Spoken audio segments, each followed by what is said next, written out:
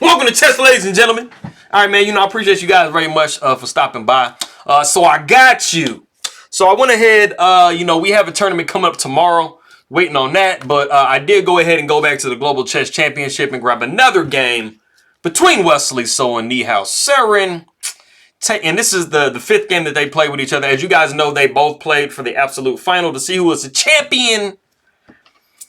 But anyways, man, all my people coming from the Philippines, I will say mabuhay to you. Kamusta, aking makaibigan.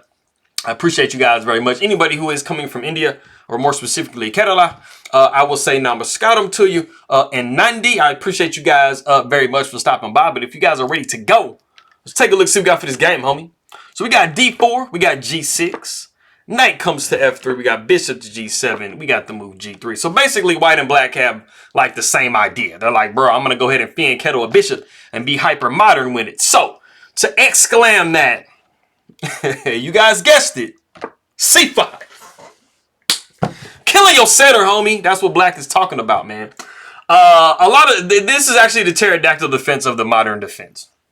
And what you generally see in this particular situation is, you'll see a queen to A5 trying to attack here. You'll see like knight to C6s and stuff like that. Basically, what black is trying to do is they're trying to chop down your center because you have a D4 and you really kind of want to go E4 too. Not particularly in this situation because you are going to be probably putting a bishop on G2. So you kind of want to keep this diagonal open. But for those of you that don't go G3 and are kind of in this type of a situation right here, you will be, after like, let's say maybe like E4 or something, you will be seeing black trying to chop away at your center. And you can possibly go C3, but like I said, queen to A5 pins this pawn. And you got a whole lot of craziness. You kind of see that a little bit in this game. We do see the move C3, pretty standard stuff, queen to A5, all the stuff I was mentioning before. And I mean, this queen can actually be a little bit bothersome as far as pinning this piece down. It can be kind of annoying. So we do see the move A3. We got pawn taking D4. And then before we take back on D4, we do see the move B4, knocking the queen back, saying like, where do you want to go? What are you trying to do, homie? And before we actually have seen the move queen to D8, there is one game in the database with that, but we actually see queen to B6, and this is the novelty of the game. So already at move 6, this is a brand new, completely new game. And we do see the pawn taking on D4. So as you can see, white has been able to somewhat successfully fend off that, hyper modern, hacking away at my center. And we do have a pretty normal looking position. The knight does come to F6 because, pretty much the bishop and the queen have kind of done their job and they've done the most that they can do. So we do see knight coming to F6. We got knight to C3. We got castles by black, bishop to G2. We got the move D6. We got to get this bishop out, homie, somewheres, right? We do see castles by white. Bishop goes to E6. We got bishop to B2. We got knight B to D7. And then we have the move H3. Now, there is definitely an argument to be made for the move E4. Because, why not grab that whole center, right? Because, you don't really have any reason not to. Of course, if you see rook A to C8 attacking this knight, trying to win a pawn in the center, you just simply have rook to E1. Like I said, you got a good center. You can start kind of pushing some pieces around over here. The bishop is looking a little bit suspect, right? But anyways, like I said, we do see knight B to D7. And I think probably Wesley was thinking about E4. He was just like, hey, man, I'm going to go ahead and just push H3. And you might have a little bit of a possibility of trapping this bishop if black is not careful. But we do see rook over to C8, and then we actually see the move rook to C1. And then we get into this situation here. We got A5, B5, knight going to D5, and we have the move A4, and everything is pretty much solid on the queen side. We're threatening trading. we're going to take over this file for white type situation. But if we went back, after rook F came to C8, there was I looked into this line. It's a really crazy line. And you basically have to be like the most gangster, like stockfish, Zwischenzug mover to literally go into this variation. Now check this variation out, homie. We got the move D5. D5 might look kind of weird because you're like, okay, if the knight takes and then the knight takes, the bishop is just kind of hanging with the rook and everything, right? But the key of the situation is after the knight takes and then the knight takes, you are hitting this queen. But check out all these Zwischenzug or in-between moves that we see. Bishop taking D5, bishop taking G7, bishop taking F3, bishop going back down to D4, like not even caring about all that. Bishop taking G2, bishop taking B6, bishop taking F1, king taking f1, and then knight taking b6. Man, I think there's very few humans in the world that are going to find all of these in-between moves. This would be like the most immortal Weishansuk game in the history of the world. But, I mean, it says that whitey's great, but, I mean, look at the situation. I mean, you know, you got a rook and a queen versus 2 rooks and a knight. I mean, that's a pretty solid imbalance to play for both sides, man. But anyway, like I said, we did get to this position here where we just solidify everything on the queen side. We got the move h6, creating lift for our king, which is never bad. Knight takes d5, bishop takes d5. We got queen up to d3. The queen goes back to d8. We got knight down to d2. Bishop takes g2, king takes g2, and then we do have knight to b6. And, I mean, we kind of make a move that you don't particularly want to have to make. I mean, you don't really just want to make, like, moves with your queen that just literally defend a piece. You kind of want to be more active. So we do see the move queen to b3, which is, like, logically one of the definitely the best moves. But like I said, I mean, you don't really particularly want to make queen moves just to defend a pawn or a piece or something like that. Like, you want to be a lot more active with your piece. So we do see queen to d7. We got the move e3. We got queen down to e6, you know, offering a trade, which, I mean, it's not going to really hurt anybody either way. So first we do see rook taking c8 with check, a rook taking c8, a rook going over to c1. And then we have a lot of in-between moves. So even though we didn't go into that immortal in-between situation, we still have a game where pretty much like both players are finding all these little Weishansuk moves to play. We got rook taking c1, bishop taking c1, queen taking b3, knight taking b3, and then knight taking a4. Victory is mine, homie. I got a pawn. Oh, wait, never mind. No, you got a pawn too. Okay, we're even then. Fine. I can't win nothing over here, son. So, you know, we kind of have a little bit of suspect pawns going on over here on the queen side. We got knight down to c3. We got the move b6. I mean, you could have very well just left the pawn there and just attacked on b7. And, I mean, you would have taken both pawns anyway, either side. But after this, we do see knight to a4, knight takes b7, knight takes b6. And you see that these knights, I mean, they're kind of hanging out and they're happy over here, right? I mean, even though they're enemies, right? The knight goes to a5. We see the move f5. We got g4. King goes to f7. King goes to f3. King goes to e6. We got knight to c6. And then we have knight to d5. And we have a really interesting move that's played by white. It's not like completely like, you know, unknown, or it's not like it's like, you know, something that like, you know, somebody wouldn't think of. And it is the move bishop to d2. It might kind of seem like a little bit quiet. Like, I mean, bishop to d2, like what's so fantastic about that move? Well, on a deeper level, as far as end games are concerned, something that you do want to try to make sure if you do have a bishop against the knight that you're doing is trying to restrict that knight as much as possible. So in this particular situation, you see this bishop, you know, technically kind of has this type of a scope, right? Back and forth. And I mean, the knight is able to kind of jump in any one of these squares, like legally, right?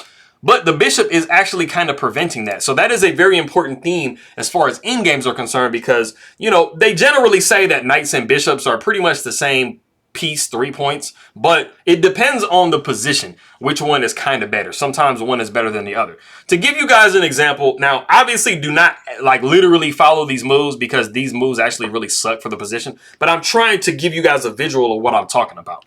You know, if we did see knight to d5, if we did, so let's say we saw knight to a4, so, you know, the black knight put itself on the rim.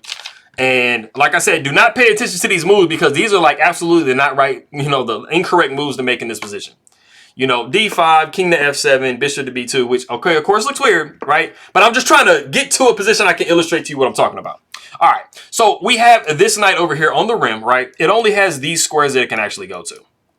And you notice that the bishop is dominating literally. This is like the most drastic example. So this is definitely something you'll see in the in-game book that it'll say, hey, man, if you want to dominate a knight, you know, especially if you have a certain color bishop, this is kind of the way that you could try to do it. So you want to try to like, you know, visualize this type of stuff going on. So when they made the, you know, the argument that a knight on the rim is Grim or a knight on the rim is them, this is what they were talking about. Like, this is where they got that from. It's not like just in the middle game or in the opening, a knight on the rim is Grim. It's like, bro, if this knight has zero ability to move off of the edge of the board or down here in the corner, I mean, that's not where you want to be at, bro. At all. So don't do that. Anyways, going back to what we had in the game, like I said, we did see bishop to d2, and you kind of see this repeat, like going through the end game. The knight comes back to f6 because, I mean, black is constantly trying to find ways that they could try to infiltrate white's position, and I mean, maybe kind of get something rolling. So we do see pawn taking f5, pawn taking f5. The king goes down to e2 because we know that this knight is trying to come in here to e4. So the knight does come into e4, and what does white do? They do a very similar thing, which it looks a little different, but you still kind of see what I'm talking about. This knight can go here, you know, infiltrating into white's position, right? And where do you see? Let me not draw that. Okay, you see all the squares that the black knight can go to, and you see the bishop again doing the same similar thing. So it's not like it's like gonna completely win you games, but it is definitely something that you want to try to be thinking about in your mind of like, man, how can I try to make my minor piece better than that player's minor piece? And that's kind of what you come to. And as of course, like with knights, you know, you want to try to find outposts. So right now, I mean, white doesn't have a light square bishop. So literally you can live here. Of course, you got the move f3, which is what we actually are going to see in the game coming up. But, you know, from a visual perspective, this knight is trying to find somewhere that it could plop itself down where black, you know, white cannot really influence them. Like I said, we do see king back to d7, attacking our knight. The knight goes down to b4. We got the move h5. And like I said, we do have the move f3 in the position, but I mean, if white didn't have that move, then the knight can literally live on this square forever type deal. You get what I'm saying? So the knight does go back to g5. We see the move h4. We got knight up to e6. We got knight down to d3. Bishop goes to h6. We got bishop to f2. So you can see both players are desperately trying to find something in the opponent's position that they can pick and prod. But everything is really kind of even. You pretty much, for the most part, have pawns on one side of the board. I mean, so it's not like hard for the kings to try to, you know, like win this type of an endgame or draw this type of an endgame. You don't really have a lot of activity that you can really get rolling. The knight does go back to f8. We got the move e4, pawn takes, pawn takes. We got knight down to g6. And again, this bishop is, you know, holding down not quite everything because of course you can go to f4, but I mean, it's definitely holding this pawn over here on h4. We do see the move d5. Now we have successfully put our pawns on the opposite color square as this bishop over here. So we don't really have to worry about them being attacked. We can try to make some progress here for white. Bishop goes back to g7. King goes to f3. We see bishop back down to h6. Kind of shuffling back and forth. I mean, there's really not a whole lot that black can really do. Like I said, these pawns are on light squares. You got a dark square bishop. So, I mean, you're not attacking anything pawn-wise. And you're definitely not attacking this one over here. So we do see bishop to g3. We got king up to e8. We got the move e5. So we're going to kind of start going into some trades. Pawn takes e5, knight takes e5. Bishop, or knight takes e5, bishop takes e5. King goes down to f7. We got king up to e4. King goes to g6. We see the move d6. Pawn takes d6. Bishop takes d6. And we have actually reached the point in the game that there's a lot of different moves you can make in this position to actually draw the position. As you guys know, I mean, we have same color bishops. You know, we got rook pawns. You know, it's not the most ideal situation as far as trying to win a game. You pretty much, like, somebody has to, like, completely blunder the game away for you to win because this is a theoretical draw. But there is a really cute move that Nihal Sarin actually plays in this position. And I really honestly don't feel like anybody's going to get it. If I'm honest, like, somebody's going to get in the comments and be like, hey, man, I got it. I'm be like, maybe you did, bro. But if you want to pause the video at this point and you want to guess the move that Nihal Sarin plays here, go ahead and do so.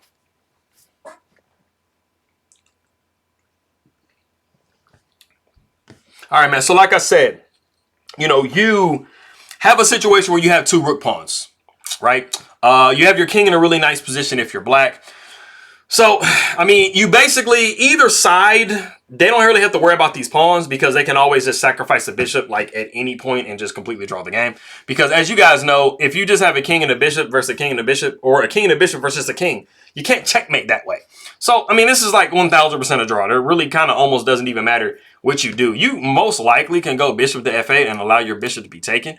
I mean, no, actually you can't. No, you can't do that. Let me take that back because white actually has the correct rook pawn, or the correct bishop to knock the king out of this particular square. So don't go off doing that. So that's definitely like the last move you make. But in the position, Nihal Sarin actually plays the move bishop to g5. And like I said, I don't think anybody got that, man. It wasn't on my radar, but I mean, it makes sense because what are you doing? You're just trying to get the last possible like promotable pawn off the board. And so that is what we see. We see pawn taking g5, king taking g5. And even if, let's say, for example, like you just said, I'm not taking that bishop, right? Like, I'm just going to play something else, right? Well, I mean, you know, the bishop would take and stuff like that. But the key to the situation is, number one, white has a bishop as well. And they can just basically sacrifice themselves on h2 or even here if they want to, once this bishop moves. And also, too, this pawn is going to be queening on a light square. So since black has a dark square bishop, it can never evict this king out of this square. So the king would literally just casually walk itself over here and just live there forever, like live back and forth, right? And I mean, create a stalemating situation. That's kind of like some deeper like in-game concept type stuff, you know, right rook pawn, wrong rook pawn, as far as bishops and kings and pawns and things like that. So we won't get into that, but that was really interesting situation for him to go into. Like I said, pawn took g5, king took g5, bishop went up to e7, king went to g4, and then the king just hangs out on d8, basically waiting until this pawn pushes, which it does. h4, bishop takes h4, and you see the little halves. You know, we have drawn this game because next move, I mean, you know, the crazy thing is the king doesn't even have to take the bishop. The king can say, bro, hey, you know what? I'm going to go here. You have no way to checkmate black. So, like, I mean, the king literally has, what is that? Let me see. This one, this one, this one. Okay, so he only has 3 moves, but you can do any of them if you want. And you're good to go. So that is that game. I really appreciate you guys very much for stopping by. Maraming salamat aking magkaibigan. Post na nanonood ng aking mga video. Messiah call me Kitty King Mooley. Appreciate you guys very much, you know, and anybody who is coming from India, Nandi, I appreciate you guys very much for stopping by, but I'm gonna see you guys next time.